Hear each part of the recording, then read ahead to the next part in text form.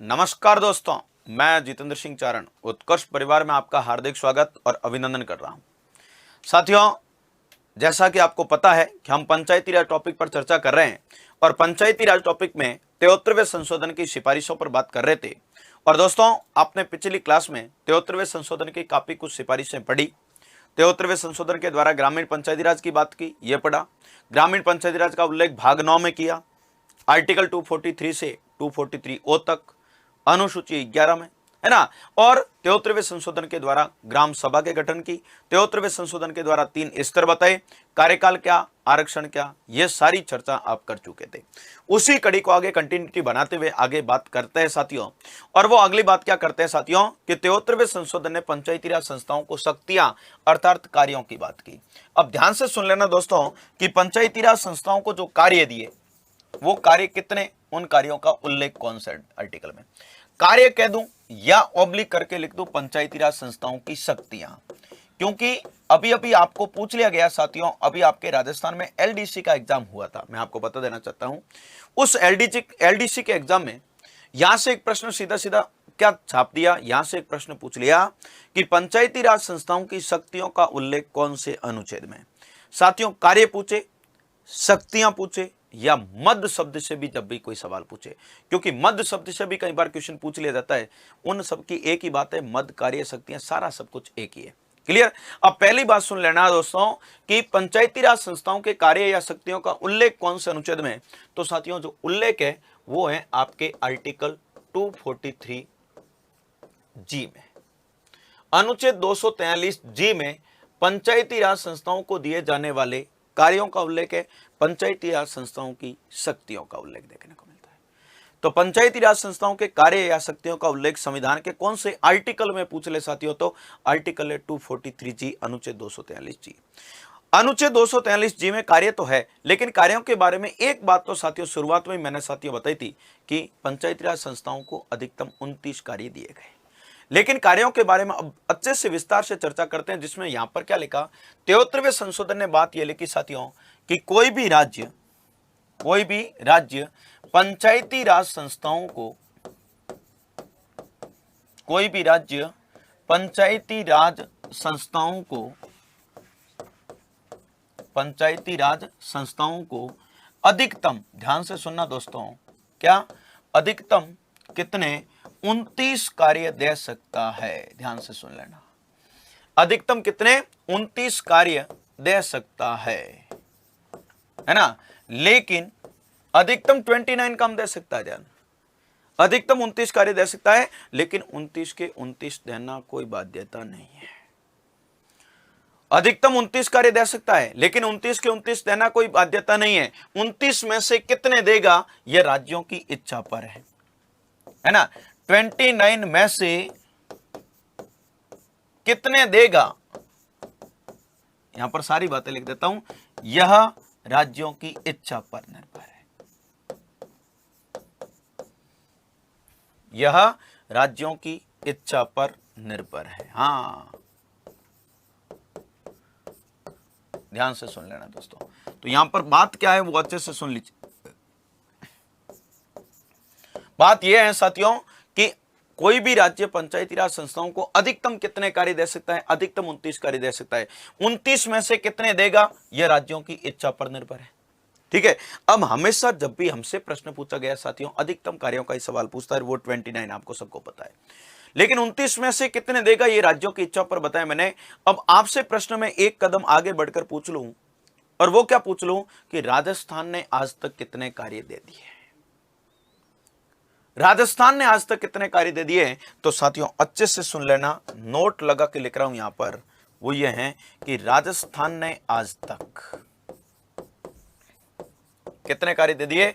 तो राजस्थान ने 18 कार्य, तो ध्यान से सुन लेना, 18 कार्य तो पंचायती राज संस्थाओं के गठन के समय, प्लस क्या, प्लस 5 कार्य, यहीं पर लिख रहा हूं साथियों, ध्यान से सुन लेना, 5 कार्य 2 अक्टूबर 2010 को दिए।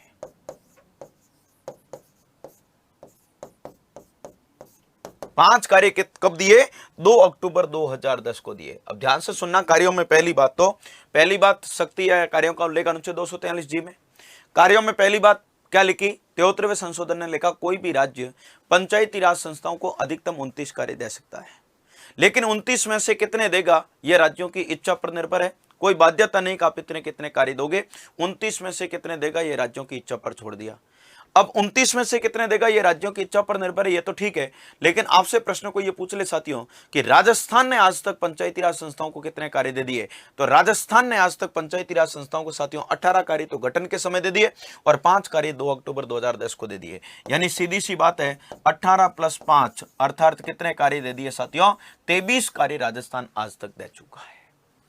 ठीक है, तो आपसे प्रश्न पूछ ले अधिकतम तो बताना है 29 और राजस्थान का पूछ ले तो बताना है 23। तो राजस्थान ने 23 कार्य दे दिए टोटली, क्योंकि 18 कार्य तो गठन के समय, आपके तो गठन के समय मतलब 1995 में पहली बार पंचायती राज संस्थाओं के चुनाव करवाए, 1994 में पंचायती राज एक्ट लाया था, क्योंकि 1994 में ही 73वां संशोधन राजस्थान में लागू हुआ था, है ना।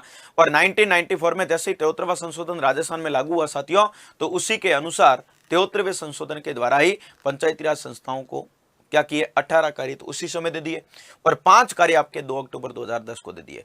तो टोटली काम हो गए 23। और ये 5 काम जो 2 अक्टूबर 2010 को दिए ना, वो साथियों याद रख लेना, वो 5 काम कौन कौन से थे। वो 5 काम मैं लिख देता हूं, क्योंकि उन 5 कामों का प्रश्न भी अपने से कई बार पूछ लिया जाता है। उन 5 कामों में पहला काम था प्राथमिक शिक्षा, ध्यान से सुनना। दूसरा था प्राथमिक चिकित्सा, ध्यान से सुन लेना साथियों, प्राथमिक शिक्षा, प्राथमिक चिकित्सा। तीसरा कार्य था कृषि, क्या दोस्तों? कृषि। नंबर चौथा कार्य महिला व बाल विकास, ध्यान से सुनना, महिला व बाल विकास। हाँ, और नंबर 5वां कार्य सामाजिक न्याय व अधिकारिता।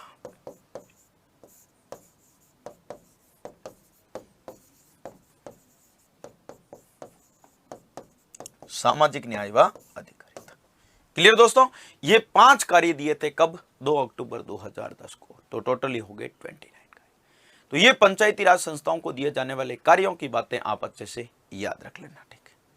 ठीक है साथियों, कोई दिक्कत नहीं है यहां तक?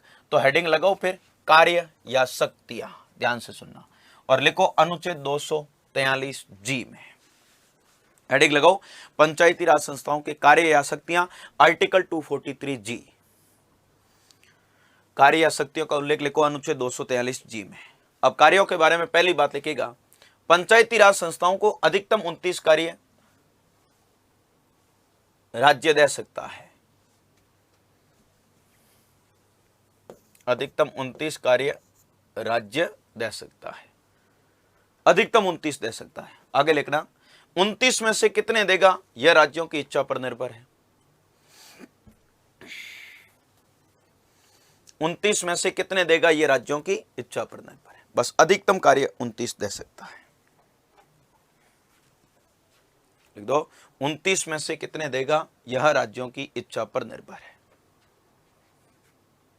इच्छा पर निर्भर। तो राजस्थान ने आज तक कितने दे दिए? तो नोट लगा के लिखो, राजस्थान ने 18 कार्य पंचायती राज संस्थाओं के गठन के समय,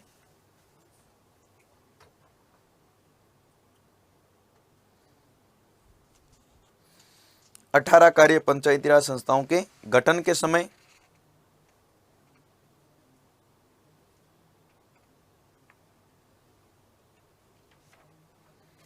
अठारह कार्य पंचायती राज संस्थाओं के गठन के समय वह 5 कार्य, आगे लिखना साथियों, 5 कार्य 2 अक्टूबर 2010 को दे दिए, 5 कार्य 2 अक्टूबर 2010 को दे दिए।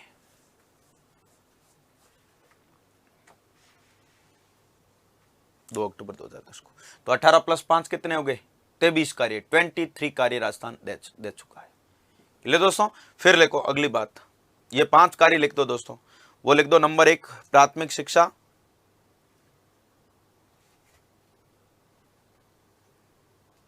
प्राथमिक शिक्षा, नंबर 2 लिख दो प्राथमिक चिकित्सा,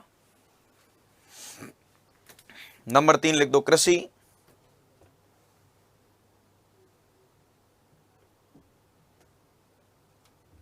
कृषि। नंबर 4 लिख दो महिला व बाल विकास। और नंबर 5 लिख दो सामाजिक न्याय व अधिकारिता। सामाजिक न्याय व अधिकारिता, ये कार्यों की बातें याद रखना। अब साथियों आगे बढ़ते हैं और बात करता हूं मैं आपके अनुच्छेद 243H की। ध्यान से सुनना, फिर दो आयोगों की चर्चा भी करूंगा आपके सामने। मैंने पिछली क्लास में ही कहा था अनुच्छेद 243H में क्या लिखा हुआ है, जरा ध्यान से सुन लेना। अनुच्छेद 243H का भी प्रश्न आपसे कई बार पूछ लिया जाता है। तो आर्टिकल 243H में क्या लिखा हुआ है साथियों? आर्टिकल 243H में लिखा हुआ है कि विधानमंडल कानून बनाकर, ध्यान से सुनना साथियों, क्या लिखा हुआ है? राज्य का विधानमंडल है जो कानून बनाकर, विधानमंडल कानून बनाकर पंचायती राज संस्थाओं को, पंचायती राज संस्थाओं को क्या कर सकता है? कर लगाने की शक्ति दे सकता है। कर लगाने की शक्ति दे सकता है।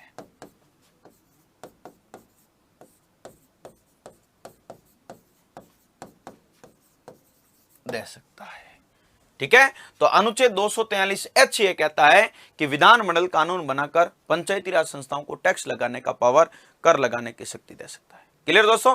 और अब अनुच्छेद 243 एक और याद रखना, कौन सा? अनुच्छेद 243M, है ना। और साथियों अनुच्छेद 243M क्या कहता है? यह बात अत्यंत महत्वपूर्ण है दोस्तों, अक्सर पूछ ली जाती है, ध्यान रखना, इंपोर्टेंट करके लिख देना, ठीक है। और वो क्या है? अनुच्छेद 243M यह कहता है कि 73वां संशोधन भारत में कहां कहां पर प्रभावी नहीं होगा, किन किन राज्यों में लागू नहीं होगा, ठीक है। तो साथियों यहां पर लिख रहा हूं 73वां संविधान संशोधन, संशोधन निम्न राज्यों में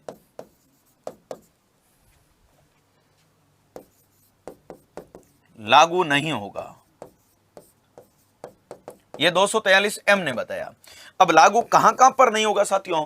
तो पूरे राज्य लिखूं अगर आपके सामने, संपूर्ण राज्य, तो संपूर्ण राज्य तो है मेघालय, है ना, मिजोरम और नागालैंड। यानी कि पहले लिख देता हूं नागालैंड, दूसरा मेघालय,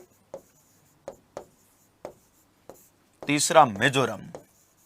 अब ये तो है संपूर्ण राज्य तीनों ही, ध्यान से सुन लेना। कौन कौन से? नागालैंड, मेघालय और मिजोरम तो संपूर्ण राज्य है, लेकिन मणिपुर का एक क्षेत्र है स्वायत्त शासी, ध्यान से सुनना। नंबर चौथा है मणिपुर, पूरा नहीं है, मणिपुर का स्वायत्त शासी क्षेत्र, स्वायत्त शासी क्षेत्र, हाँ, है ना। और नंबर 5वां याद रखना एक और क्षेत्र, वो कौन सा है? पश्चिम बंगाल का, पश्चिम बंगाल पूरा नहीं है, पश्चिम बंगाल का दार्जिलिंग, हाँ, पश्चिम बंगाल का दार्जिलिंग। इन क्षेत्रों में 73वां संशोधन प्रभावी नहीं होगा।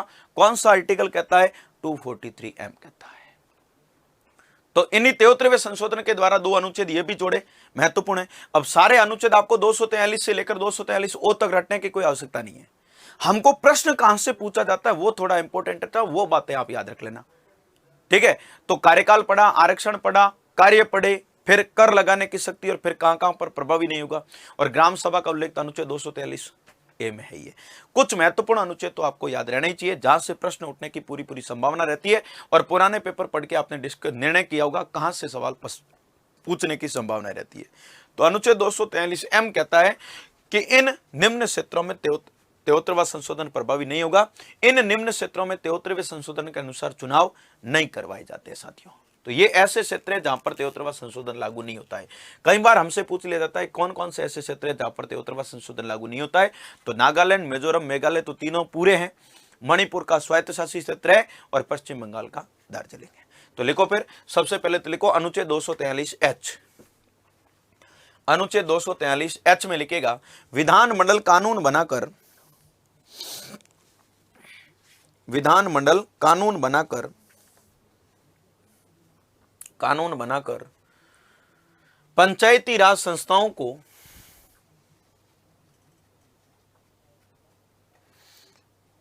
कर लगाने की शक्ति दे सकता है। पंचायती राज संस्थाओं को कर लगाने का पावर या टैक्स लगाने का पावर, कर लगाने की शक्ति दे सकता है। कौन सा अनुच्छेद कहता है? 243H कहता है साथियों, 243H। विधानमंडल कानून बनाकर पंचायती राज संस्थाओं को टैक्स लगाने का पावर दे सकता है। क्लियर? फिर लिखो आप अनुच्छेद 243M, आर्टिकल 243M। 243M में लिखना, 73वां संविधान संशोधन निम्न क्षेत्रों में प्रभावी नहीं होगा।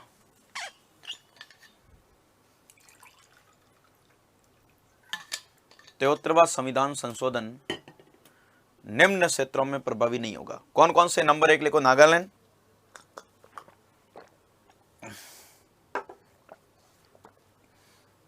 नंबर 2 मेघालय,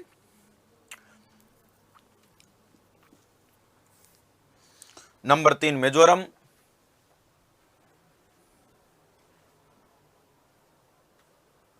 नंबर 4 मणिपुर का स्वायत्तशासी क्षेत्र,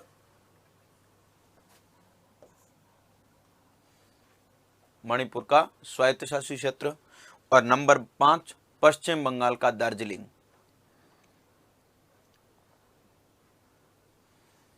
ठीक है, ये ऐसे क्षेत्र हैं जहां पर यह 73वां संशोधन लागू नहीं किया जाता है।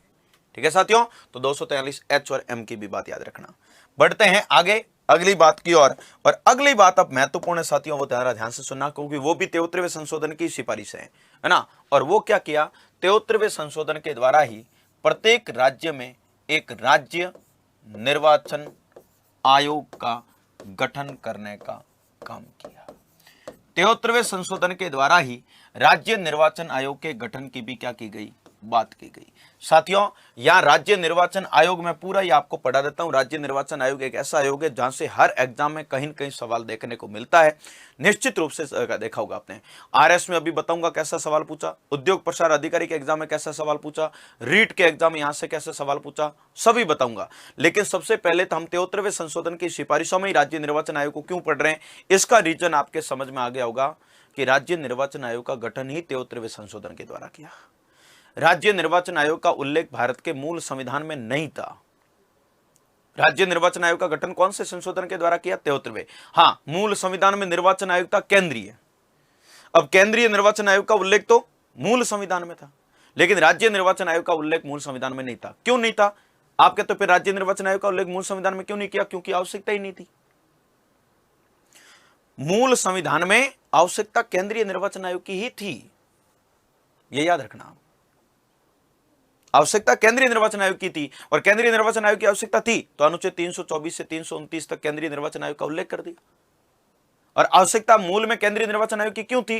क्योंकि भारतीय संविधान में राष्ट्रपति का उल्लेख किया उन्होंने, उपराष्ट्रपति का उल्लेख किया, लोकसभा, राज्यसभा, विधानसभा, विधान परिषदों का उल्लेख किया, और सबका एक निश्चित कार्यकाल लिखा। और क्या लिखा कि इतने समय के भीतर इतने समय के बाद इनके चुनाव करवाए जाएंगे। तो उनको पता था कि चुनाव करवाने के लिए आयोग की आवश्यकता पड़ेगी, और उसी आवश्यकता की पूर्ति हेतु केंद्रीय निर्वाचन आयोग का क्या कर दिया? गठन कर दिया। तो केंद्रीय निर्वाचन आयोग का उल्लेख तो मूल में था। अब राज्य निर्वाचन आयोग की आवश्यकता ही 73वें संशोधन के साथ ही पड़ी, पहले आवश्यकता ही नहीं थी। अब 73वें संशोधन के साथ इसकी आवश्यकता क्यों पड़ी? क्योंकि 73वें संशोधन के बाद आप ये लिख रहे हो साथियों, क्या लिख रहे हो? आप ये लिख रहे हो कि भाई 73वें संशोधन में लिखा कि पंचायती राज संस्थाओं के चुनाव भी अब तो 5 वर्ष बाद करवाने ही होंगे। 73वें संशोधन के द्वारा संविधान में पंचायती राज संस्थाओं का भी एक निश्चित कार्यकाल तय कर दिया, और क्या बोला कि साहब इतने वर्ष के बाद तो इनके भी चुनाव अब करवाने होंगे। तो पंचायती राज संस्थाओं के चुनाव करवाना तो क्या होगी? संवैधानिक बाध्यता हो गई। और कहा कि इतने वर्ष के बाद तो चुनाव करवाने ही होंगे, है ना। तो अब मेरे को बताइएगा, चुनाव करवाने होंगे तो चुनाव करवाने के लिए आयोग की आवश्यकता पड़ेगी कि नहीं पड़ेगी? भाई इतनी सारी पंचायती राज संस्थाओं के चुनाव अकेला केंद्रीय निर्वाचन आयोग करवा सकता है क्या? नहीं। तो 73वें संशोधन में कहा कि प्रत्येक राज्य में एक राज्य निर्वाचन आयोग का गठन भी किया जाएगा। तो सीधी सी पहली बात याद रखना कि राज्य निर्वाचन आयोग का गठन 73वें संविधान संशोधन के द्वारा किया गया। गठन कौन से संशोधन के द्वारा किया गया साथियों? 73वें संविधान संशोधन के द्वारा किया गया। दूसरी बात, इस राज्य निर्वाचन आयोग का उल्लेख भारतीय संविधान के कौन से अनुच्छेद में किया? राज्य निर्वाचन आयोग का उल्लेख संविधान के अनुच्छेद 243 के में, ध्यान रखना, संविधान के अनुच्छेद 243 के में राज्य निर्वाचन आयोग का उल्लेख किया गया। तो केंद्रीय निर्वाचन आयोग तो 324 से 329 तक है, और आपको पूछ ले राज्य निर्वाचन आयोग का उल्लेख कौन से अनुच्छेद में, तो आर्टिकल 243 के में राज्य निर्वाचन आयोग है। अब साथियों यहां पर मैंने ये बात बताने के बाद आपको बता रहा हूं, है ना, कि राज्य निर्वाचन आयोग का उल्लेख अनुच्छेद 243 के में, ये बात मैंने बताने के बाद आपसे प्रश्न पूछ लूं कि आरएस प्री 2016 में आपसे क्वेश्चन क्या पूछा? आरएस प्री 2016 के पेपर में क्वेश्चन पूछा, राज्य निर्वाचन आयोग है, राज्य निर्वाचन आयोग है, नंबर 1 संवैधानिक आयोग है, नंबर 2 गैर संवैधानिक आयोग है, नंबर 3 विधिक आयोग है, नंबर 4 संवैधानेतर आयोग है। राज्य निर्वाचन आयोग एक कैसा आयोग है? साथियों मैं आपके सामने ये लिख रहा हूं कि राज्य निर्वाचन आयोग का उल्लेख अनुच्छेद 243 के में है, तो मेरे को बताइए आयोग कैसा होगा? अरे मेरे साथियों ये आयोग एक संवैधानिक आयोग होगा, क्योंकि उसका उल्लेख इस संविधान में कर रहे हो तो संवैधानिक आयोग ही होगा। क्लियर? तो अनुच्छेद 243 के में राज्य निर्वाचन आयोग का उल्लेख किया। अब राज्य निर्वाचन आयोग का उल्लेख करके क्या बोला कि इस आयोग में, साथियों अच्छे से सुन लेना, इन्होंने बोला इस आयोग में एक राज्य निर्वाचन आयुक्त होगा। साथियों क्या होगा? एक राज्य निर्वाचन आयुक्त होगा। हाँ, इस आयोग में एक राज्य निर्वाचन आयुक्त होगा, एक राज्य निर्वाचन आयुक्त होगा। ध्यान से सुनना, क्या होगा? एक राज्य निर्वाचन आयुक्त होगा, अर्थात एक राज्य निर्वाचन आयुक्त होगा। तो साथियों सीधी सीधी बात अच्छे से सुन लेना, आपको पूछ ले कि राज्य निर्वाचन आयोग कितने सदस्यीय आयोग है? 1 2 3 4। राज्य निर्वाचन आयोग कितने सदस्य आयोग है? अरे एक ही राज्य निर्वाचन आयुक्त है, इसमें केवल एक राज्य निर्वाचन आयुक्त होगा, अर्थात राज्य निर्वाचन आयोग एक सदस्यीय आयोग है ना, केवल एक ही राज्य निर्वाचन आयोग होगा। अब मैं यहां लिख देता हूं आपके सामने। हाँ, अब राज्य निर्वाचन आयुक्त होगा, सीधी सीधी बात है, ऐसे ही समझ में आ जाएगा, लेकिन आगे लिखने से अच्छे से क्लियर हो जाएगा कि एक राज्य निर्वाचन आयुक्त होगा। ठीक है, इसका मतलब अब आप कहते हो कि राज्य निर्वाचन आयुक्त तो केवल एक ही है, बिल्कुल एक ही है। एक सदस्य आयोग है, बिल्कुल एक सदस्य आयोग है। तो आपसे पूछेंगे कि एक अकेला राज्य निर्वाचन आयुक्त है जो इतने ज्यादा चुनाव कैसे करवाएगा? तो यहां पर एक कर्तव्य क्या लिखा साथियों? कर्तव्य ये लिख दिया कि राज्यपाल इस आयोग को, है ना, भारतीय संविधान में स्पष्ट रूप से यहां पर उल्लेख कर दिया कि राज्यपाल इस आयोग को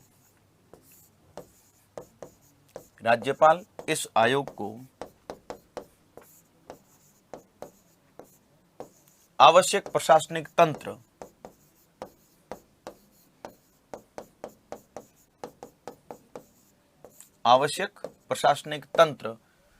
उपलब्ध करवाएगा। हाँ, आवश्यक प्रशासनिक तंत्र उपलब्ध करवाएगा। इसका मतलब क्या हुआ? यह राज्यपाल का दायित्व है कि जितना राज्य निर्वाचन आयोग आवश्यक प्रशासनिक तंत्र मांगेगा वो आवश्यक रूप से प्रशासनिक तंत्र को उपलब्ध करवाएगा। भाई चुनाव करवाना है तो मेरे को इतने हजार इतने लाख कर्मचारियों की आवश्यकता है, राज्यपाल उसको उपलब्ध करवाएगा। अब है भले ही ये राज्य निर्वाचन आयोग तो इसमें एक ही है, ये एक सदस्यीय आयोग है, लेकिन आप कहते हो फिर एक सदस्य आयोग इतना बड़ा काम कैसे करेगा? तो मैंने कहा ना, राज्यपाल का कर्तव्य, राज्यपाल का दायित्व संविधान में निर्धारित कर दिया कि राज्यपाल उचित रूप से इसमें क्या करेगा? राज्य निर्वाचन आयोग को आवश्यक प्रशासनिक तंत्र उपलब्ध करवाएगा। अन्यथा साथियों अगर मेरे को बताओ कि चुनाव करवाने में आपको पता है लाखों कर्मचारी लगते हैं, लगता है कि नहीं लगता है? अगर लाखों कर्मचारी इस आयोग के सदस्य बना दे, सॉरी आयोग के कर्मचारी बना दे कि आयोग के तो इतने इतने कर्मचारी नियुक्त कर दो जो चुनाव में ही काम करेंगे, तो मेरे को बताइएगा लाखों की तादाद में कर्मचारी चाहिए फिर इस आयोग को, तो फिर तो कितनी बड़ी वैकेंसियां निकलेगी बताओ, है ना। और एक बार चुनाव करवाए जाते 5 वर्ष के बाद वापस चुनाव होते, तो 5 वर्ष उस कर्मचारियों का करेंगे क्या बताओ? कोई काम ही नहीं है। इसीलिए यहां पर कहा कि कर्मचारियों की आवश्यकता नहीं है, ये तो एक सदस्य आयोग रहने दो और लिख दो संविधान में कि राज्यपाल आवश्यक रूप से प्रशासनिक तंत्र इनको उपलब्ध करवाएगा, जितना भी आयोग मांगेगा उस समय। ये क्लियर? फिर अगली बात याद रखना, इस आयोग के बारे में यहां पर क्या लिखा कि इस आयोग की सेवा शर्तों का निर्धारण कौन करेगा साथियों? तो यहां पर लिख दिया कि राज्य निर्वाचन आयोग के बारे में इनकी सेवा शर्तों का निर्धारण राज्य विधानमंडल के द्वारा किया जाएगा। ठीक है, तो इस आयोग की सेवा शर्तों का निर्धारण, इसकी सेवा शर्तों का निर्धारण विधानमंडल के द्वारा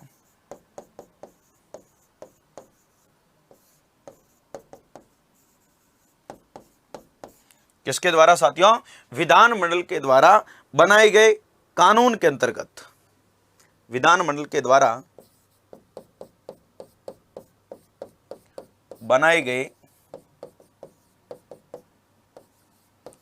कानून के अंतर्गत राज्यपाल के द्वारा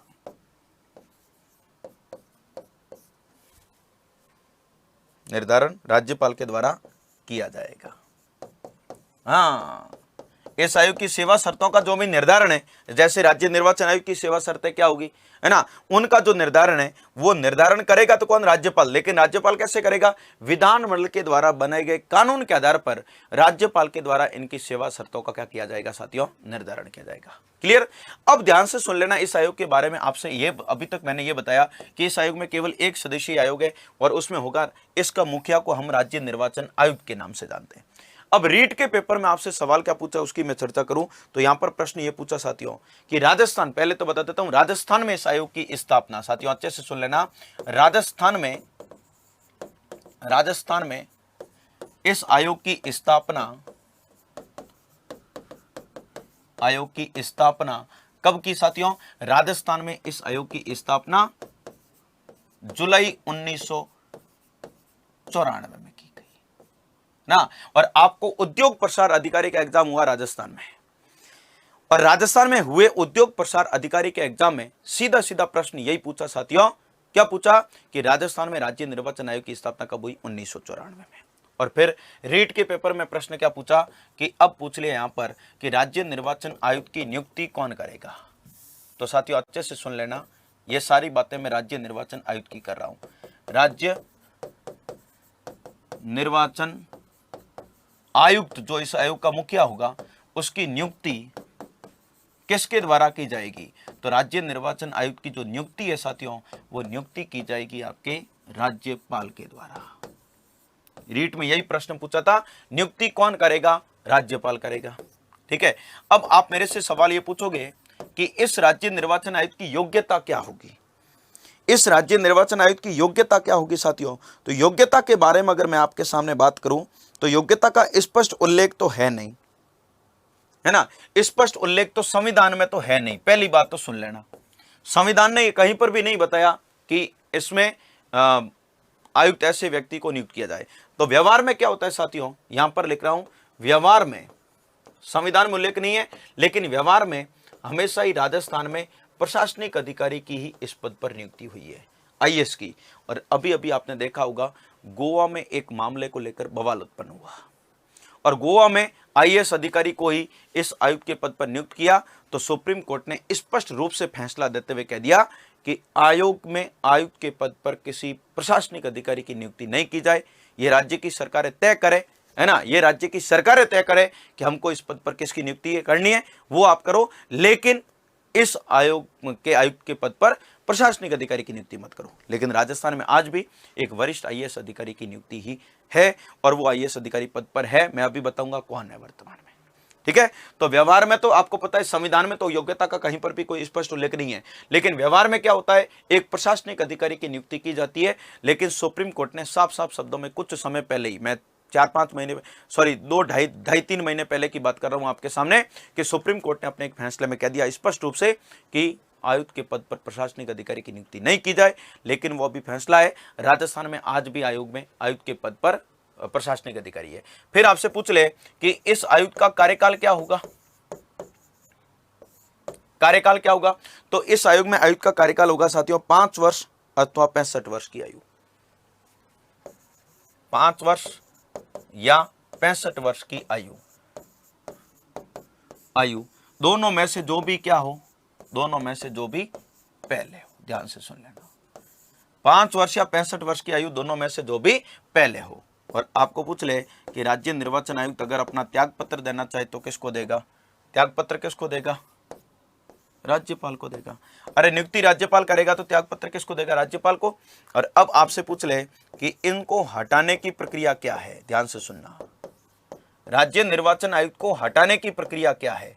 साथियों अच्छे से सुन लेना, हटाने के बारे में यहां पर एक ही बात लिखी गई अच्छे से कि जिस प्रक्रिया से, ध्यान से सुनना दोस्तों, जिस प्रक्रिया से हाईकोर्ट के न्यायाधीशों को हटाया जाता है, हाईकोर्ट के न्यायाधीशों को हटाया जाता है,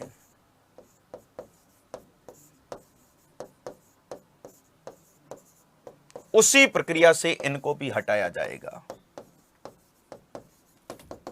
उसी प्रक्रिया से हटाया जाएगा। यानी जो प्रोसेस हाईकोर्ट के न्यायाधीशों को हटाने के काम आएगा वो का वो प्रोसेस इस आयुक्त को भी हटाने के काम आएगा। ध्यान से सुनना, तो इसका मतलब समझ लो आप, हाईकोर्ट के न्यायाधीशों को हटाने की प्रक्रिया पड़ी कि नहीं पड़ी? और मैंने आपको एक और बात बता रखी थी कि हाईकोर्ट के न्यायाधीशों को भी उसी प्रक्रिया से हटाते हैं जिस प्रक्रिया से सुप्रीम कोर्ट के न्यायाधीशों को हटाते हैं।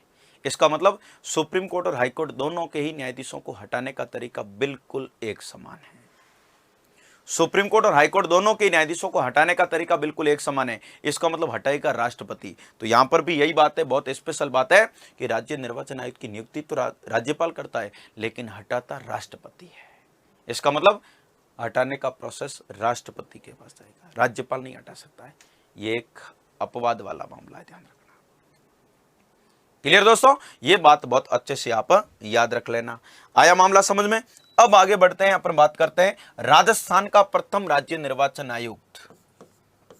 साथियों याद रखना, राजस्थान का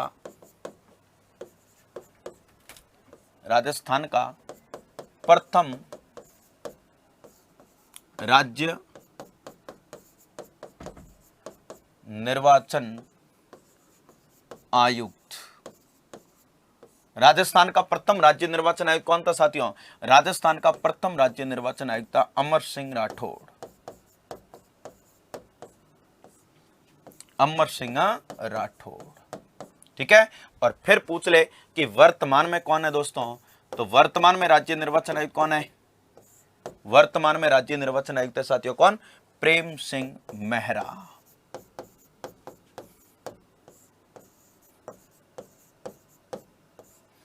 प्रेम सिंह मेहरा। और फिर अंतिम में बात कर रहा हूं मैं कि इस आयोग के कार्य क्या होंगे, इस आयोग के क्या क्या काम होंगे। साथियों पहला काम याद रखना, पंचायती राज संस्थाओं के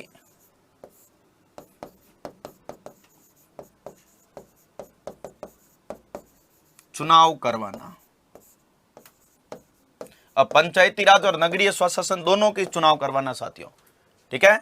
और नंबर दूसरा, इन चुनावों से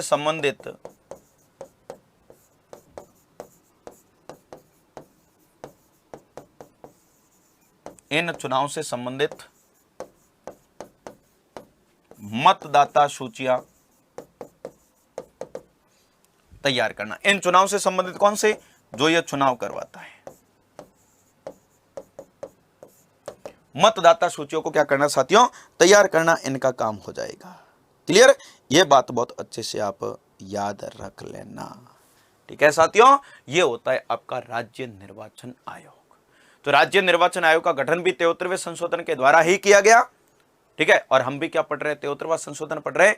तो सारी सिफारिशें 73वें की चल रही, तो यह भी 73वें की ही सिफारिश है, ठीक है दोस्तों। यह राज्य निर्वाचन आयोग होता है जो 73वें संशोधन के द्वारा गठित किया जाता है।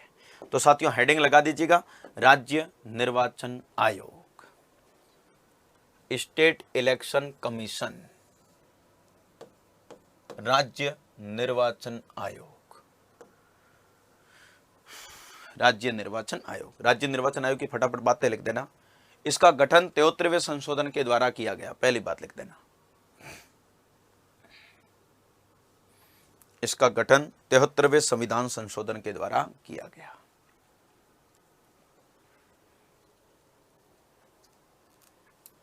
संविधान संशोधन के द्वारा किया गया। क्लियर?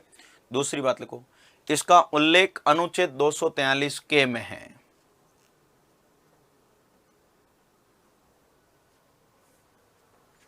इसका उल्लेख आर्टिकल 243 के में, अनुच्छेद 243 के में।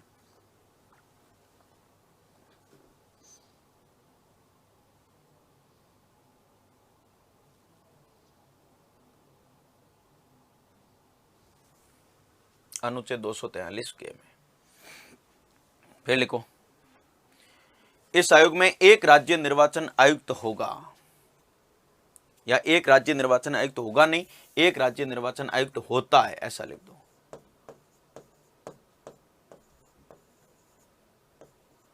एक राज्य निर्वाचन आयुक्त होता है, यानी कि आपसे पूछ ले कि राज्य निर्वाचन आयोग कितने सदस्यीय, तो एक सदस्यीय बताना है दोस्तों। हाँ, बहुत अच्छे से ध्यान रख लेना, एक सदस्यीय आयोग है ये। आपको पूछ ले केंद्रीय निर्वाचन आयोग, तो वो 3 सदस्यीय, एक मुख्य निर्वाचन आयुक्त और 2 अन्य निर्वाचन आयुक्त होते हैं केंद्रीय में, लेकिन राज्य निर्वाचन आयोग केवल एक सदस्यीय आयोग है। तो लिख दो, इसमें केवल एक राज्य निर्वाचन आयुक्त होता है। फिर लिखिएगा अगली बात, राज्यपाल इस आयोग को, अब है तो एक सदस्य, तो चुनाव करवाने में तो आपके तो इतने सारे कर्मचारी चाहिए, तो दूसरी बात लिखने से आपके समझ में आ जाएगी कर्मचारी कहां से आएंगे। तो लिख दो, राज्यपाल इस आयोग को आवश्यक प्रशासनिक तंत्र उपलब्ध करवाएगा। राज्यपाल इस आयोग को आवश्यक प्रशासनिक तंत्र उपलब्ध करवाएगा। अब जितना भी इस आयोग को प्रशासनिक तंत्र कर्मचारी चाहिए वो राज्यपाल उपलब्ध करवाएगा। फिर लिखो, अगली बात लिखना दोस्तों, इसकी सेवा शर्तों का निर्धारण, इस आयोग में जो भी आयुक्त होंगे उनकी सेवा शर्तों का निर्धारण लिख दो। इसकी सेवा शर्तों का निर्धारण विधान मंडल के द्वारा बनाए गए कानून के अंतर्गत, इसकी सेवा शर्तों का निर्धारण विधान मंडल के द्वारा बनाए गए कानून के अंतर्गत राज्यपाल के द्वारा किया जाएगा। विधान मंडल के द्वारा बनाए गए कानून के अंतर्गत राज्यपाल के द्वारा किया जाएगा। नेक्स्ट लिखो, ठीक है, लिखो, राजस्थान में राज्य निर्वाचन आयोग की स्थापना, राजस्थान में इस आयोग कौन से की बात कर रहे हैं हम, राज्य निर्वाचन आयोग की तो बात कर रहे हैं। हाँ, तो लिख दो, राजस्थान में राज्य निर्वाचन आयोग की स्थापना 1994 में की गई, 1994 में की गई। राज्य निर्वाचन आयोग की स्थापना 1994 में की गई, 1994 में की गई, 1994 में की गई। फिर लिखो, राज्य निर्वाचन आयुक्त की नियुक्ति राज्यपाल के द्वारा की जाती है। नियुक्ति कौन करता है साथियों, राज्यपाल। लिख दो, नियुक्ति राज्यपाल करता है। फिर लिखो, योग्यता, राज्य निर्वाचन आयुक्त की योग्यता, योग्यता हम पहले लिखते हो, संविधान में उल्लेख नहीं है, संविधान में उल्लेख नहीं है, लेकिन राजस्थान में व्यवहार में प्रशासनिक अधिकारी की नियुक्ति की जाती है। संविधान में उल्लेख नहीं है, लेकिन राजस्थान में व्यवहार में प्रशासनिक अधिकारी की नियुक्ति की जाती है, आईएएस की नियुक्ति की जाती है राजस्थान में। और मैंने कहा आईएएस की नियुक्ति वाला विवाद सुप्रीम कोर्ट में चल रहा है, सुप्रीम कोर्ट में बहुत बड़ा महत्वपूर्ण फैसला सुप्रीम कोर्ट ने गोवा के बारे में दे रखा है। तो लिख दो, व्यवहार में आईएएस की नियुक्ति की जाती है। फिर लिखो, आयुक्त का कार्यकाल, कार्यकाल लिख दो, 5 वर्ष या 65 वर्ष की आयु दोनों में से जो भी पहले, 5 वर्ष या 65 वर्ष की आयु दोनों में से जो भी पहले, मतलब समझे कि नहीं समझे, 50 वर्ष की उम्र में बन गए तो 5 वर्ष रह पाओगे, और सेवानिवृत्ति के बाद किसी आईएएस को बना दिया 62 में, तो फिर वो 3 वर्ष ही काम कर पाएगा, क्योंकि 62 और 3 65 हो जाएंगे, है ना। तो दोनों में से जो भी पहले हो। फिर लिखो, यह त्याग पत्र अपना राज्यपाल को देता है। निर्वाचन आयुक्त अगर त्याग पत्र देना चाहे तो राज्यपाल को देगा। और फिर लिखो, निर्वाचन आयुक्त को हटाने की प्रक्रिया, राज्य निर्वाचन आयुक्त को हटाने की प्रक्रिया। अब हटाने की प्रक्रिया में मैंने एक ही लाइन लिखवाई, क्योंकि न्यायाधीशों को हटाने की प्रक्रिया में बहुत डिटेल से आपको लिखवा चुका हूं, एक एक मुद्दे पर चर्चा कर चुका हूं, और आपको भली भांति समझ में भी आ रखा होगा कि निर्वाचन के मतलब न्यायाधीशों को हटाया कैसे जाता है। तो लिखो हटाने की प्रक्रिया में लिखना, एक ही लाइन लिखना, जिस प्रक्रिया से हाईकोर्ट के न्यायाधीशों को हटाया जाता है, जिस प्रक्रिया से हाईकोर्ट के न्यायाधीशों को हटाया जाता है, लिख दो, उसी प्रक्रिया से इनको भी हटाया जाएगा, उसी प्रक्रिया से आयुक्त को हटाया जाएगा।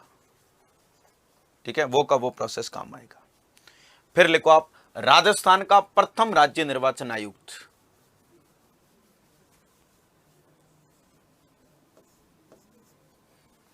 राजस्थान का प्रथम राज्य निर्वाचन आयुक्त, लिख दो अमर सिंह राठौड़,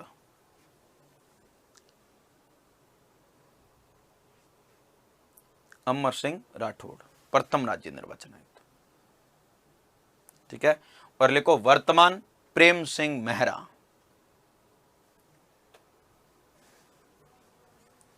वर्तमान में लिख दो दोस्तों प्रेम सिंह मेहरा।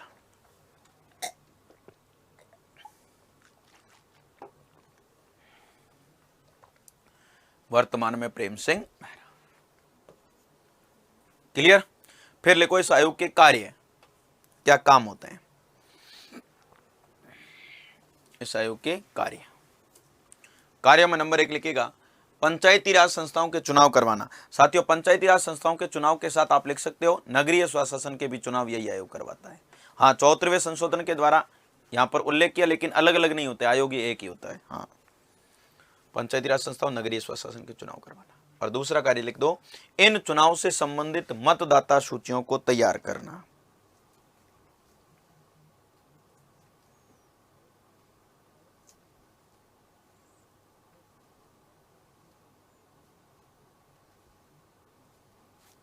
इन चुनाव से संबंधित मतदाता सूचियों को क्या करना, तैयार करना। क्लियर दोस्तों, यह होता है आपका राज्य निर्वाचन आयोग। तो राज्य निर्वाचन आयोग का गठन भी 73वें संशोधन के द्वारा किया, और हम भी 73वें संशोधन की सिफारिशें पढ़ रहे हैं, वो ध्यान से सुनना। अब एक और आयोग गठित किया, वो भी 73वें संशोधन के द्वारा किया, तो वो भी यहीं पर बता देता हूं साथियों। और वो आयोग आप हेडिंग लगा दो, राज्य वित्त आयोग। हाँ, स्टेट फाइनेंशियल कमीशन, राज्य वित्त आयोग। तो साथियों, राज्य वित्त आयोग भी मैं यहां क्यों पढ़ा रहा हूं, क्योंकि राज्य वित्त आयोग का गठन भी कौन से संशोधन के द्वारा किया गया मेरे दोस्तों, राज्य वित्त आयोग का गठन भी 73वें संशोधन के द्वारा किया गया, इसलिए मैं यहां चर्चा कर रहा हूं। इसका मतलब सीधा सीधा पहली बात तो आपको पता लग गई कि भाई राज्य वित्त आयोग का उल्लेख भी मूल संविधान में तो नहीं था। राज्य वित्त आयोग का गठन भी कौन से संशोधन के द्वारा किया गया, तो 73वें संशोधन के द्वारा किया गया। क्लियर है ना। और 73वें संशोधन के द्वारा ही क्यों किया, क्योंकि आवश्यकता भी 73वें संशोधन के साथ ही पड़ी। पहले राज्य वित्त आयोग की आवश्यकता थी नहीं, पहले एक वित्त आयोग की आवश्यकता थी जिसका उल्लेख मूल संविधान में था, वो था केंद्रीय वित्त आयोग, है ना। केंद्रीय वित्त आयोग का उल्लेख मूल संविधान में था, अनुच्छेद 280 में आपने पढ़ा, केंद्रीय वित्त आयोग का उल्लेख था। ठीक है, अब मूल में आवश्यकता, केंद्रीय वित्त आयोग की आवश्यकता क्यों पड़ी, क्योंकि आपको पता है कि भारत का गठन किससे मिलकर हुआ है, राज्यों से। भारत में राज्य होंगे, ये तो पहले ही अनुच्छेद में लिख दिया था संविधान में, Bharat that is India union of state. उनको पता था संविधान सभा के लोगों को कि राज्य होंगे भारत में। अब राज्य होंगे तो राज्यों को काम करने के लिए किसकी आवश्यकता पड़ेगी, पैसे की आवश्यकता पड़ेगी। अब पैसे देगा कौन, केंद्र देगा। अब केंद्र सभी राज्यों को समान रूप से तो पैसे देगा नहीं, किसी को कम देगा, किसी को ज्यादा देगा, लेकिन राज्यों को पैसे देगा तो वो किसकी सिफारिश पर देगा, तो उन्होंने कह दिया केंद्रीय वित्त आयोग का गठन करो। जो वित्त आयोग राज्यों की आर्थिक स्थिति को मालूम करेगा, है ना, और उस राज्य की आर्थिक स्थिति के आधार पर वित्त आयोग है जो केंद्र की सरकार को अनुदान देने की क्या करेगा, सिफारिश। तो आवश्यकता अनुभव हुई तो केंद्रीय वित्त आयोग का गठन कर दिया। अब राज्य वित्त आयोग की आवश्यकता पड़ी नहीं, मूल में तो नहीं किया। अब 73वां संशोधन हुआ, उसके साथ राज्य वित्त आयोग की आवश्यकता भी अनुभव होगी। आप क्या तो क्यों, क्योंकि 73वें संशोधन ने पंचायती राज संस्थाओं को भी काम दे दिए, 29 कार्य दिए, अभी आपने पढ़ा। तो पंचायती राज संस्था भी ये काम करेंगे, और वो भी संवैधानिक काम दे दिए, संविधान के अनुसार काम दिए जा रहे हैं। अब काम करने के लिए पंचायती राज संस्थाओं को भी किसकी आवश्यकता पड़ेगी, पैसे की, है ना। अब पैसे, एक पंचायती राज संस्था तो है नहीं, पंचायती राज संस्थाएं तो बहुत सारी है। राजस्थान में 33 जिला परिषद है ना। अब बहुत सारी पंचायत समितियां, बहुत सारी ग्राम पंचायतें, आंकड़े में बताऊंगा आपको, है ना। तो उन सबको क्या चाहिए, काम करने के लिए पैसा चाहिए। अब कौन से पंचायती राज संस्थाओं को कितना पैसा देगा, कितना अनुदान दिया जाएगा, उसकी सिफारिश करने के लिए किसकी आवश्यकता पड़ी, राज्य वित्त आयोग की। तो इन्होंने 73वें संशोधन के द्वारा राज्य वित्त आयोग। तो पहली बात तो सुन लेना, राज्य वित्त आयोग का गठन भी 73वें संविधान संशोधन के द्वारा ही किया गया। इसका गठन 73वें संविधान संशोधन के द्वारा किया गया। ठीक है, 73वें संशोधन के द्वारा उल्लेख किया गया कौन से अनुच्छेद में? 73वें संशोधन के द्वारा गठन करके भारतीय संविधान के आर्टिकल 243I में अनुच्छेद 243I में किसका उल्लेख किया? राज्य वित्त आयोग का। और क्या लिखा साथियों? यह लिखा कि भारत के प्रत्येक राज्य में राज्यपाल, जहां पर 73वां संशोधन प्रभावी है, हाँ, प्रत्येक राज्य में राज्यपाल प्रति 5 वर्ष के बाद, ध्यान से सुनना,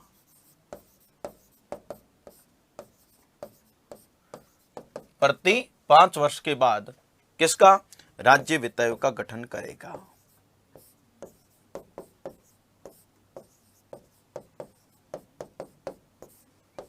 प्रति 5 वर्ष के बाद राज्य वित्त आयोग का गठन करेगा। ठीक है, प्रति 5 वर्ष के बाद राज्य वित्त आयोग का गठन किया जाएगा। राज्यपाल प्रत्येक राज्य में जहां पर 73वां संशोधन प्रभावी हो रहा है वहां पर गठन करेगा। ठीक है, कौन सा अनुच्छेद कहता है? अनुच्छेद 243I कहता है। तो राज्य वित्त आयोग भी एक ऐसा आयोग है, संवैधानिक आयोग है। ठीक है, और राज्य वित्त आयोग का उल्लेख संविधान में तो संवैधानिक आयोग है, और उसका गठन कौन करेगा? राज्यपाल। कितने वर्ष के बाद करेगा? 5 वर्ष के बाद। और दोस्तों आप कहते हो फिर राज्य वित्त आयोग में गठन होगा तो अध्यक्ष और सदस्य कितने होंगे? तो इस आयोग में, यह भी लिख देता हूं, इस आयोग में अध्यक्ष व सदस्यों की संख्या का उल्लेख, अध्यक्ष व सदस्यों की संख्या का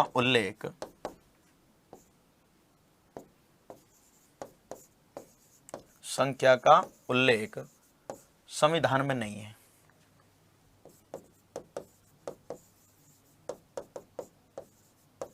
उल्लेख संविधान में नहीं है। हाँ, बस संविधान में उल्लेख ही नहीं है। संविधान ने यह बताया नहीं कि इस आयोग में कितने अध्यक्ष और कितने सदस्य होंगे। वो राज्यों की इच्छा पर है, राज्य कितने भी रख सकते हैं। ठीक है, तो मैं ये नहीं कह सकता हूं 1+4 होंगे, 1+2 होंगे, नहीं। ठीक है, तो संविधान में कोई उल्लेख ही नहीं है। तो प्रति 5 वर्ष के बाद गठित किया जाएगा। अनुच्छेद 243I कहता है राज्यपाल गठन करेगा। तो आप कहते हो फिर आपने राजस्थान में भी गठन किया? बिल्कुल यस किया। तो अब आप पूछो कि राजस्थान में प्रथम वित्त आयोग का गठन कब किया? तो साथियों अच्छे से सुन लेना, राजस्थान में प्रथम वित्त आयोग का गठन, प्रथम वित्त आयोग का गठन कब किया साथियों? 1995 में पहला वित्त आयोग बना था, है ना। किसकी अध्यक्षता में? के गोयल की अध्यक्षता में, है ना। कृष्ण कुमार गोयल की अध्यक्षता में राजस्थान में पहला वित्त आयोग बना। ठीक है, तो राजस्थान में प्रथम वित्त आयोग का गठन किया के गोयल की अध्यक्षता में। अब प्रति 5 वर्ष के बाद बना? बिल्कुल यस। अब प्रथम वित्त आयोग कब बन रहा है? 1995 में। किसकी अध्यक्षता में? कृष्ण कुमार गोयल की अध्यक्षता में, के गोयल की अध्यक्षता में पहला वित्त आयोग बन रहा है। साथियों देखिएगा, प्रथम वित्त आयोग का गठन 1995 में बना, क्योंकि पहला वित्त आयोग 1995 में ही क्यों बना साथियों? आपको पता होगा 1995 में इसलिए बना कि 73वां संशोधन राजस्थान में लागू कब हुआ? आपने लिख रखा है 23 अप्रैल 1994 को हुआ, है ना। तो राजस्थान में प्रथम वित्त आयोग का गठन 1995, 1 अप्रैल 1995 से लेकर 31 मार्च 2000 तक प्रथम वित्त आयोग चल रहा, क्योंकि 5। अब वित्त आयोग का कार्यकाल क्या रहता है? 1 अप्रैल से 31 मार्च वित्त वर्ष चलता है, तो उसी के अनुसार कार्यकाल रहेगा 5 वर्ष। अब राजस्थान में वर्तमान में कौन सा वित्त आयोग चल रहा है, आप ये भी पूछोगे मेरे से, है ना। तो राजस्थान में आज तक बने वित्त आयोग 5 तो बन चुके, 6ठे वित्त आयोग का गठन हो चुका है। और राजस्थान में, नोट लगा के लिख रहा हूं साथियों, राजस्थान में, यह ध्यान रखना विशेष बात है, अभी लेटेस्ट है, करंट का मुद्दा है। राजस्थान में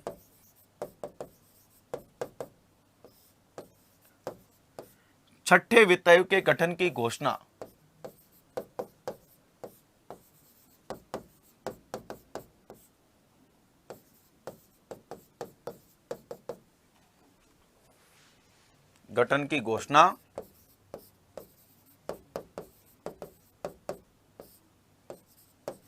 की जा चुकी है। हाँ, कब की गठन की घोषणा? वैसे तो आपको पता है कि 5वां वित्त आयोग का कार्यकाल 2015 से 20 तक ही था, और 31 मार्च 2020 को राजस्थान में 5 वित्तायोग का कार्यकाल खत्म हो गया था। 5 वित्तायोग के अध्यक्ष कौन थी? डॉक्टर ज्योति किरण। वर्बली बोल रहा हूं, ध्यान रख लेना आप, है ना। और 5 वित्तायोग का कार्यकाल क्या था? 2015 से 2020 तक कार्यकाल था इसका। इसका मतलब 31 मार्च 2020 को तो 5 वित्तायोग का कार्यकाल खत्म हो गया। लेकिन आपको पता है 31 मार्च को खत्म होता है, और 31 मार्च 2020 को कोरोना के कारण लॉकडाउन की घोषणा कर चुके थे पूरे भारत में प्रधानमंत्री नरेंद्र मोदी। वो तो 31 मार्च को खत्म हुआ, और आपने देखा होगा, आपने लॉकडाउन लग चुका, तो इस दरमियान उस आयोग का गठन नहीं किया जा चुका, और 5 वित्तायोग के कार्यकाल को आगे बढ़ाया, है ना। आगे बढ़ाया, आगे बढ़ाया, आगे बढ़ाया, कोरोना काल चलता रहा। फिर बीच में अभी लॉकडाउन खुला था, वापिस लॉकडाउन लगा। उसी दरमियान अभी 2 या ढाई महीने पहले ही राजस्थान सरकार ने 2021 में, सन अगर पूछ लें तो 2021 में राजस्थान में छठे वित्तायोग के गठन की घोषणा हुई है ना। और राजस्थान में छठे वित्तायोग के गठन की घोषणा की जा चुकी है। अध्यक्ष कौन होगा, यह सबसे बड़ी बात है। तो राजस्थान में छठे वित्तायोग का अध्यक्ष,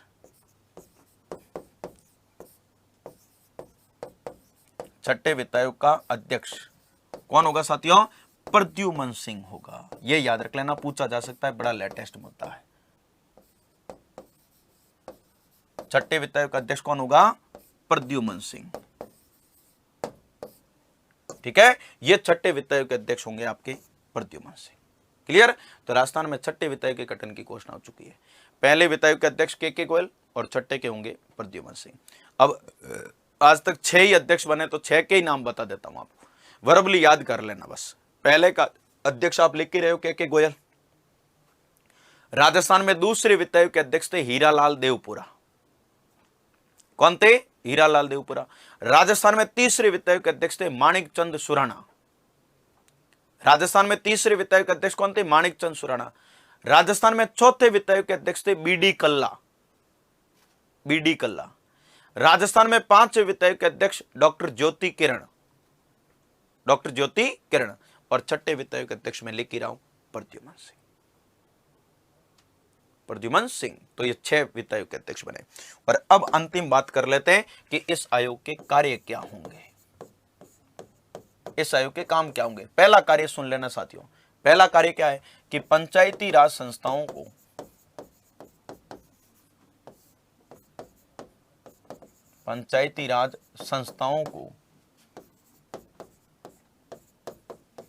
दिए जाने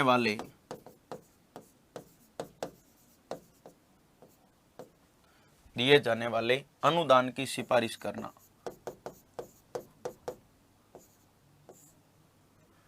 अनुदान की सिफारिश करना यानी कौन से पंचायती राज संस्थाओं को कितना पैसा देना है, सिफारिश करना। पहला काम हो जाएगा, ध्यान रखना। दूसरा कार्य क्या है? राज्य व पंचायती राज संस्थाओं के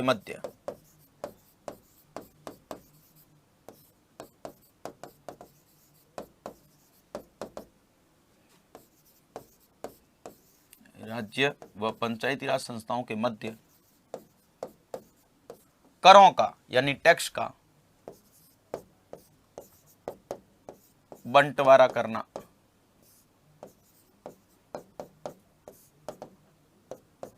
करों का बंटवारा करना। क्लियर? नंबर तीसरा कार्य क्या होगा? पंचायती राज संस्थाओं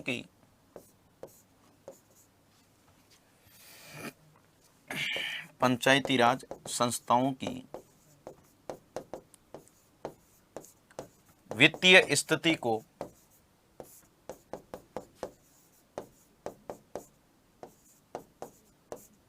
मजबूत करने हेतु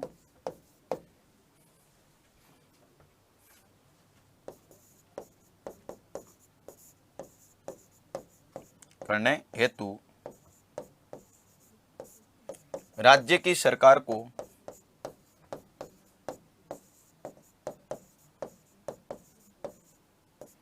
आवश्यक सुझाव देना। ठीक है? और अंतिम कार्य लिख देता हूं साथियों, वो ये है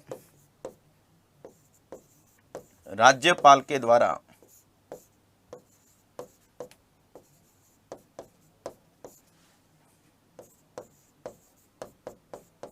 दिया गया कोई अन्य कार्य करना।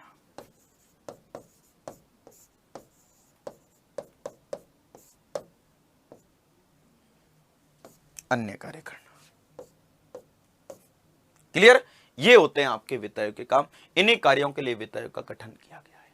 तो ये वित्त आयोग का गठन भी कौन करता है साथियों? 73वां संशोधन करता है। और आप भी कौन से संशोधन की सिफारिश से पढ़ रहे हो? 73वें संशोधन की पढ़ रहे हो। तो ये सारी बातें 73वें संशोधन की याद रखना। तो हेडिंग लगाओ वित्त आयोग, राज्य वित्त आयोग, स्टेट फाइनेंशियल कमीशन, और लिखो राज्य वित्त आयोग के बारे में एक एक बात। हेडिंग लगाओ दोस्तों राज्य वित्त आयोग। राज्य वित्त आयोग की पहली बात लिखना, इस आयोग का गठन राज्य वित्त आयोग में लिखना, इस आयोग का गठन 73वें संविधान संशोधन के द्वारा किया गया।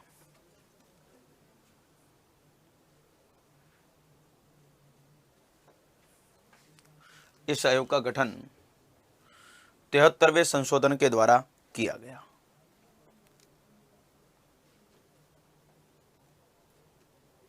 तेहत्तरवें संशोधन के द्वारा किया गया। फिर लिखो अगली बात, इस आयोग का उल्लेख, इस आयोग का उल्लेख आर्टिकल 243 आई में, अनुच्छेद 243 आई में,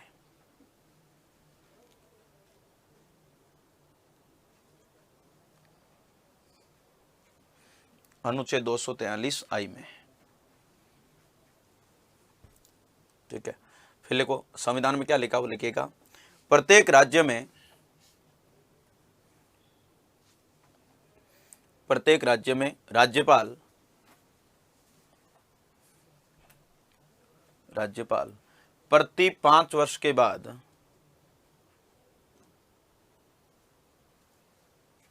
प्रति 5 वर्ष के बाद एक राज्य वित्त आयोग का गठन करेगा।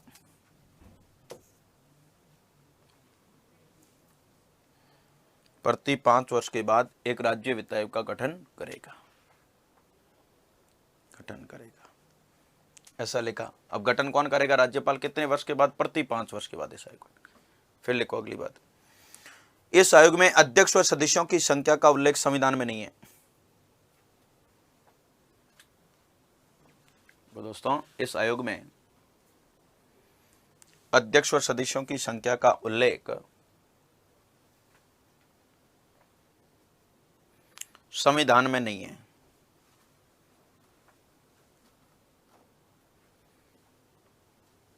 अध्यक्ष और सदस्यों की संख्या का उल्लेख संविधान में नहीं है,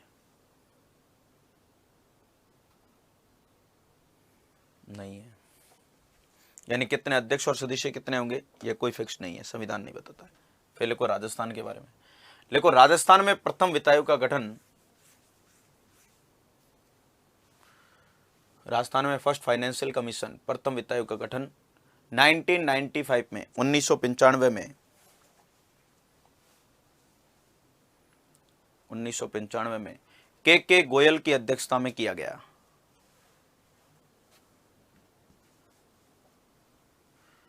के गोयल की अध्यक्षता में किया गया, कृष्ण कुमार गोयल की अध्यक्षता।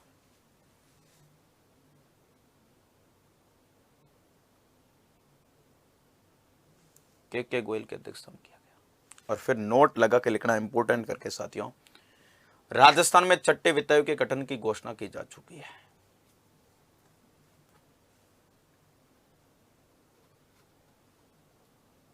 छठे वित्त आयोग के गठन की घोषणा की जा चुकी है। तो अध्यक्ष कौन होगा? गठन की घोषणा हो चुकी है, अध्यक्ष कौन होगा? तो लिख दीजिएगा राजस्थान में छठे वित्त आयोग का अध्यक्ष प्रद्युमन सिंह होगा।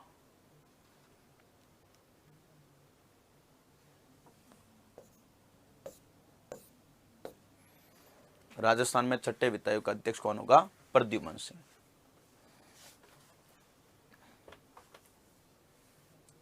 प्रद्युमन सिंह होगा।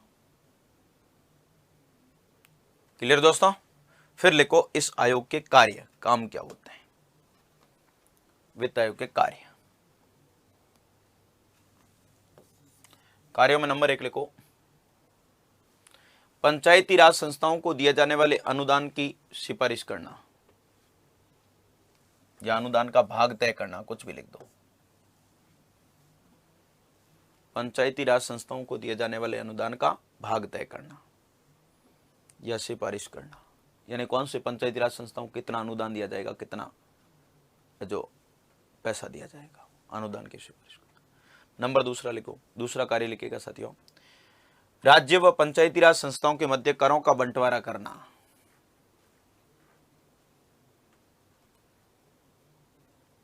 राज्य व पंचायती राज संस्थाओं के मध्य करों का बंटवारा करना, यानी टैक्स बांटना।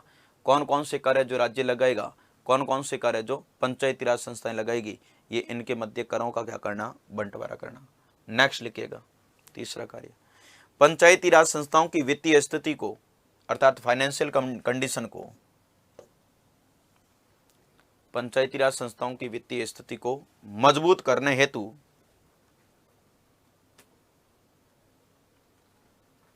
वित्तीय स्थिति को मजबूत करने हेतु राज्य सरकार को आवश्यक सुझाव देना।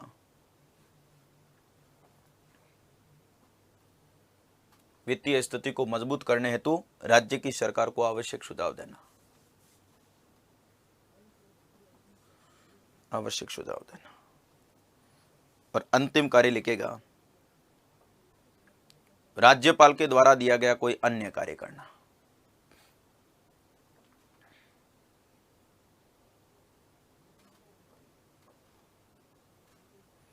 राज्यपाल के द्वारा दिया गया कोई अन्य कार्य करना। तो ये मुख्यतः काम है आपके राज्य वित्त आयोग के। ठीक है साथियों, तो इस तरीके से राज्य वित्त आयोग का गठन भी किया गया।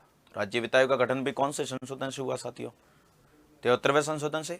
तो राज्य वित्त आयोग के गठन की बातें भी हमने 73वें संशोधन की सिफारिशों में ही पढ़ी है। ठीक है ना। तो राज्य वित्त आयोग का गठन, राज्य निर्वाचन आयोग का गठन, दोनों आयोग का गठन 73वें और 74वें संशोधन से होता है। 74वां नगरीय स्वशासन के लिए करता है, 73वां ग्रामीण के लिए करता है। तो ये अभी तक जितने भी सिफारिशें पढ़ी ना साथियों, वो सारी 73वें संशोधन की थी। 2 क्लासों में हमने 73वें संशोधन की संपूर्ण सिफारिशों पर चर्चा कर ली है। एक एक सिफारिश को जो महत्वपूर्ण रूप से परीक्षा में आने की दृष्टि से उपयोगी है, उन प्रत्येक सिफारिश को बहुत विस्तार से जान लिया, बहुत विस्तार से पढ़ लिया, और मैं आशा करता हूं सारी बातें आपके समझ में भी आ गई होगी। तो अभी तक तो हमने 73वें संशोधन की सिफारिशें पढ़ी है। अब हम बात करेंगे राजस्थान में पंचायती राज की। अब आप कहते हो फिर राजस्थान में पंचायती राज में क्या बच गया है। अब राजस्थान में पंचायती राज में हमको केवल तीनों स्तर का गठन कैसे होता है वही पढ़ना है बस। आप कहते हो वो स्तर कौन से, ग्राम पंचायत, पंचायत समिति और जिला परिषद। उनका गठन कैसे होता है, उनके गठन का प्रोसेस क्या रहता है, वो सारी बातें हम किस में पढ़ेंगे साथियों, वो सारी बातें हम राजस्थान में पढ़ेंगे। अभी तो आपने 73वें संशोधन में तो पिछली क्लास में केवल एक पढ़ा था कि 3 स्तर होते हैं, ग्राम पंचायत, पंचायत समिति और जिला परिषद। लेकिन ग्राम पंचायत, पंचायत समिति और जिला परिषद का गठन कैसे होता है, वो सारी बातें हम मिलेंगे कि बैठकें क्या होती है, उनके काम क्या होते हैं, उनकी गणपूर्ति क्या होती है, उनके जनप्रतिनिधियों का चुनाव कैसे होता है, उनको हटाया कैसे जाता है, वो सारी चर्चा हम राजस्थान में पंचायती राज पढ़ते समय एक एक बात को बहुत महत्वपूर्ण तरीके से चर्चा करेंगे। तो साथियों, इस क्लास में तो हम इन्हीं बातों पर अध्ययन करेंगे। 73वें संशोधन की सिफारिशें कंप्लीट होती है, ठीक है। और अब हम क्या करेंगे, अगली बात राजस्थान में पंचायती राज पर चर्चा करेंगे। तो मिलते हैं अगली क्लास में राजस्थान में पंचायती राज टॉपिक पर चर्चा करने के लिए। ठीक है साथियों, ओके, थैंक यू, धन्यवाद।